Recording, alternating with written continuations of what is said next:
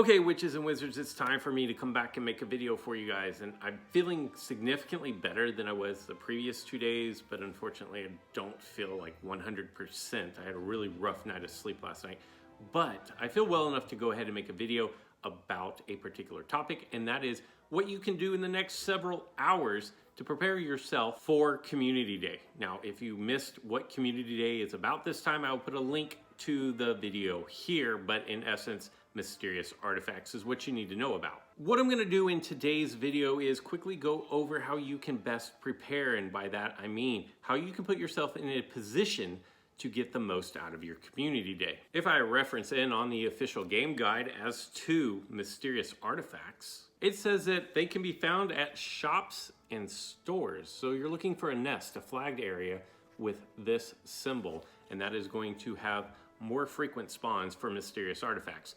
That is one thing that you can do pretty easily to best prepare for Community Day. What you are probably going to see the majority of during that is items from Room of Requirements 2, and that is going to be your decoy detonators, Hagrid's Umbrella, the Quill of Acceptance and Book of Admittance, the Remember All, and the Weasley Clock. Remember, for Community Day, you are going to get more frequent spawns of the Weasley Clock and Hagrid's Umbrella.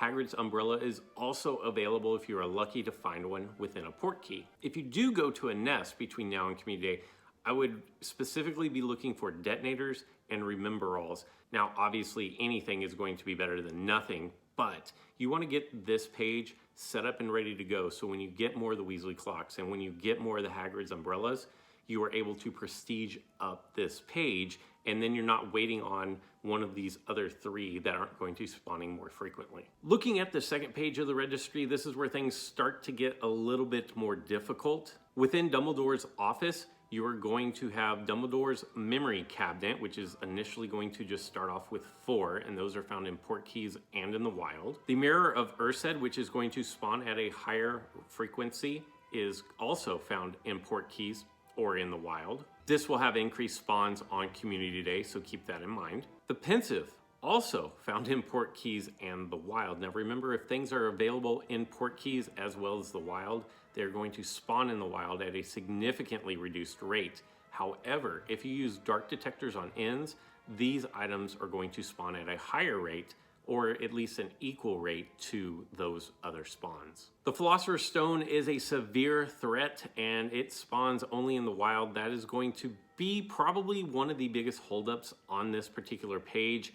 No word as to if that will be spawning more frequently on Community Day or not. As you can see, I still need 4. You do need 11 just to clear this first page. And finally, we have the Sword of Gryffindor, which is only found in Wizarding Challenges. So definitely want to get to a point where, if you can, grind out those rune stones and try to have everything on this page done as far as the Pensive, the Memory Cabinet, and the Philosopher's Stone. Finally, we have the third page of the Mysterious Artifacts Registry, and this one's going to provide the most challenge for everybody, most likely.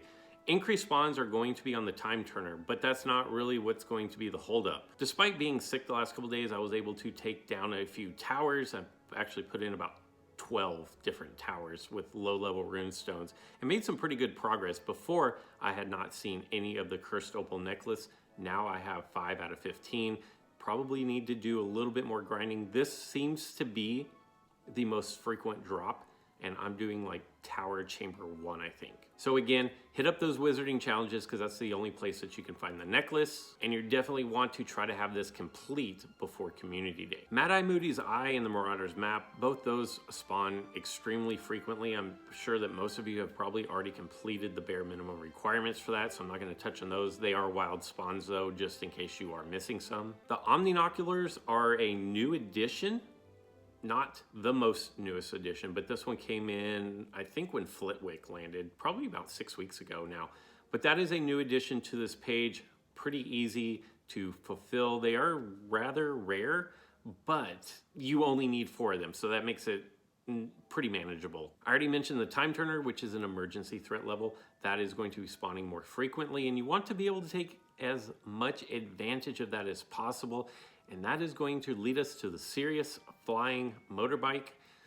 3 out of 15. People are reporting that this one drops at a significantly lower rate than everything else. So again, grinding towers is going to be the only way to complete the motorbike and the necklace. Highly encourage you to do such. And the reason why I keep saying this is because the last thing that you want is to have a page completely filled out with Foundables, but not be able to prestige it up because you're waiting on these wizarding challenges. Now, one thing that you can do is on Community Day, when you are grinding out these Foundables, using those runestones that you accumulate in order to do some towers, and see if you can't make it so that you are prestiging things up as you go. So maybe return a handful of Foundables, go knock down a tower, because you only need 100 family XP in order to get a new runestone. I keep doing Tower Chamber 1. I'm having a pretty decent success rate. I think I've done 12 or 13 different fortress battles. And I want to say that I'm in the neighborhood of between 60 and 70% drop rates, and other people are reporting about that same drop rate. So there you have it, what you can do in the next few hours to best prepare yourself for Community Day. If you are local to Southern California, I believe we are meeting up at the Outlets of Orange. It is a sponsored mall by Simon Properties. So there will be sponsored towers there that we can take down. If you are looking to kind of push up higher, the higher you go up in the towers, the better the apex drop rates are. That's what they call them at Warner Brothers. And the fewer potions that you will have to use in order to get these higher levels. That's probably what I'm going to be doing, is kind of grinding out some Foundables. But then once I'm at a point where I really can't move any further, definitely going to try to hit up some of those towers and hit them up pretty frequently. So that's going to do it for today's video. I know it's kind of short and sweet, but I am kind of getting over the last bit of this cold. Now I'm going to go download